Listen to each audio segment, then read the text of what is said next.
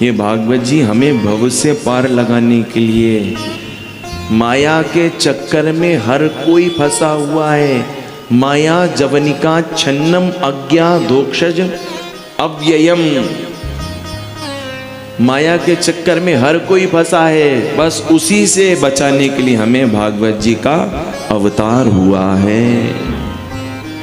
जो भगवान की शरण में नहीं आया, जो भागवत जी की शरण में नहीं आया, फिर वो माया के चक्कर में फंस गया। एक संत जंगल में पेड़ की सूखी छाल निकाल करके उसको पा करके उसको खा करके, पेड़ जब सूख जाता तो उसकी पपड़ी जो होती थी ना छाल की, उसको पाते थे। 12 वर्ष तक तपस्या की। संत को लगा मैंने काम को जीत लिया। कामदेव प्रकट हो गए। कामदेव ने कहा तुमने काम को जीत लिया। बोली एक क्या, 1000 काम आ जाएं तब भी मेरा कुछ ना बिगाड़ पाए। एक नहीं 1000 काम। तपस्या का अभिमान मैंने तब किया है। तो बोले ठीक है। कामदेव ने कहा मैं तुम्हारे ऊपर अपने बाण का अनुसंधान करता हूं, संभालो अपने आप को। उन संत ने कहा भाग जाओ वरना हम जला करके तुम्हें भस्मीभूत कर देंगे। इतना कह करके संत तो चले गए। 12 वर्ष तक तपस्या की है संत ने। मन में ये भावना आ गई कि मैंने काम को जीत लिया, मैंने माया को जीत लिया। तो जिस वृक्ष से वो सूखे पत्ते की छाल निकाल करके पाया करते थे, संत ने देखा कि एक दिन उन्हीं वृक्षों से दिव्य हलवा प्रकट हो रहा है। निकाल करके खाने लगे। किलो 2 किलो रोज हलवा खा रहे हैं महाराज बादाम का। तो मांस हड्डी के ऊपर चढ़ने लगा, मोटापा आ गया। अब संत को यही लग रहा है कि मेरी तपस्या से भय करके ये वृक्ष हलवा दे रहे हैं। संत को यही ज्ञात हुआ। परंतु एक दिन संत ने देखा कि जिन वृक्षों से वो हलवा पाते थे, एक दिव्य सुंदरी स्त्री आकर के उन्हीं वृक्षों में हलवा लगा रही थी। और जैसे महात्मा जी को देखा, डर करके वो स्त्री भागने लगी। अरे देवी कहाँ जा रही हो, रुको। महात्मा कहीं शाप दे करके जला करके मुझे भस्म ना कर दें, डर करके रुक गई। बोले तुम कौन हो? बोले मैं इसी जंगल में रहती हूँ। तो बोले ये वृक्ष में हलवा? बोले हाँ मैं ही लगाती थी।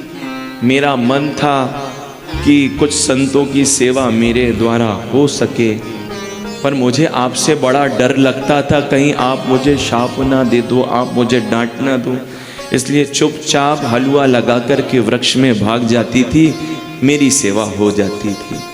बोले देवी तुम तो इतना सुस्वादु भोजन कराती थी, व्यंजन कराती थी, तुम्हें भागने की क्या जरूरत है? तुमने तो हमें हलवा खिलाया है, हम तो तुम्हारे ऋणिया हो गए। सुनो कल लाओगी हलवा? बोले हाँ महाराज कल लाऊंगी और वृक्ष में लगा जाऊंगी। बोले वृक्ष की आवश्यकता नहीं है। अब माल अंदर जाएगा तो बुद्धि भी तो बिगड़ेगी ना। भजन तब तक ठीक था जब तक पेड़ की छाल खा रहे थे, हलवा खाते ही बुद्धि बिगड़ रही है। बोले सुनो कल से वृक्ष में हलवा लगाने मत आना, सीधे लेकर के आना मेरे पास, सीधे पाऊंगा। तो महाराज वो देवी रोज आने लगी हलवा लेकर के और संत को खिलाने लगी। संत खाते, बुद्धि में विकार आने लगा। संत ने जब उस देवी को देखा तो देखते ही मन कुछ उस देवी के प्रति आकृष्ट हो गया, खिंच गया। अब विवाह करना चाहिए, मैंने तपस्या कर ली, बुद्धि बिगड़ रही है। उस देवी से कहा देवी तुम इसी जंगल में रहती हो, अकेली रहती हो? बोले नहीं मेरी माँ है, तपस्या करती हैं, तपस्विनी साध्वी हैं, उनके साथ ही इसी वन में रहती हूँ। तो बोले तुम जवान हो गई हो, संत कह रहे हैं। अब किससे? वो देवी से जो हलवा लगाती थी। बात समझ में आ रही है? नींद तो नहीं आ रही, वरना पता चले हम बोल रहे हैं और तुम सब सो रहे हो। हाँ 2-4 सो रहे हैं, हम देख रहे हैं, नाम नहीं लेंगे। अब जो सो रहा है वो समझ ही गया है। तो बोले देखो तुम जंगल में रहती हो, तुम जवान हो गई हो, संत कह रहे हैं तुम जवान हो गई हो, तो तुम्हारी शादी वगैरह, बोले अभी तो हो ही नहीं, करोगी? बोले वो माँ का विषय है, माँ जाने, मैं नहीं। तो बोले ठीक है, काम करो, कल अपनी माँ से पूछ करके आना। बात समझ में आ रही? संत ने क्या कहा देवी से? कल अपनी माँ से पूछ करके आना। बोले ठीक है, गई। अगले दिन लौट करके हलवा लेकर के, चेहरा उतरा हुआ था। क्या हुआ, निराश क्यों हो? बोले महाराज मेरी माँ ने मना कर दिया, मेरी माँ ने एक शर्त रखी है। माँ ने शर्त रखी है कि आपको घोड़ा बन करके मुझे अपनी पीठ पर बिठा करके मैया की कुटिया तक ले जाना पड़ेगा। ये शर्त जो पूरी करेगा उसके साथ मेरा विवाह होगा। और आप तो संत हो, तपस्या करने वाले हो, मैं नहीं चाहती कि आप मेरे लिए घोड़ा बनो।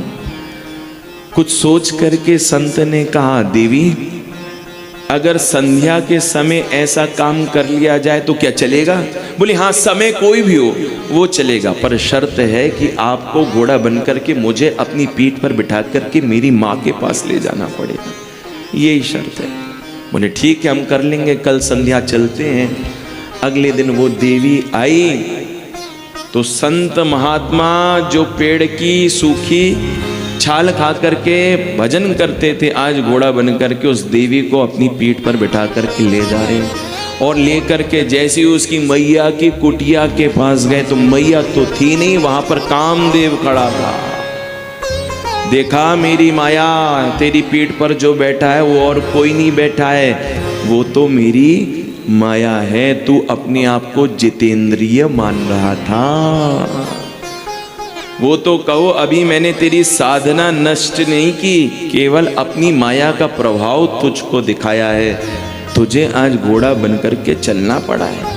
क्या कहता था तू, एक नहीं हजारों कामों का नाश कर देगा, मार दिया तूने। भगवान की माया से संसार में बिरले ही कोई हैं जो बच पाते हैं, और वो बिरले पता कौन हैं? वो बिरले वही हैं जो भगवान की कथा में आ जाते हैं। इसीलिए भगवान भागवत बन करके प्रकट हो गए हैं ताकि भक्तों का माया से बचाव कर सके। भगवान की माया बड़ी कठिन है। विमोहितम जन ईश तव माया, संसार में जो कोई आया है भगवान की माया में लिपटा हुआ है। आकाश में जब पानी रहता है तो निर्मल रहता है, परंतु आकाश से बादलों से होता हुआ जैसे ही वो पानी धरती पर आता है, वो पानी पानी नहीं रहता, वो पानी कीचड़ बन जाता है। भूमि परत भाढ़ावर पारी, भूमि परत भाढ़ावर पारी, जीवही माया पठारी, जीवही माया पठारी। भूमि परत भाढ़ावर जय सिया राम, जय सिया राम। भूमि परत भाढ़ावर पानी, जय सिया राम, जय सिया राम। जिम जी वही माया लपटानी, जय सिया राम, जय सिया राम। ओ जय सिया राम, जय सिया राम, जय सिया राम, जय सिया राम, जय सिया राम, जय सिया राम। माया को सब कोई भजे, माधव भजे न को, जो कदापि माधव भजे माया चेली हो। जो भगवान का बन जाता है माया भी उसकी दासी बन जाती है।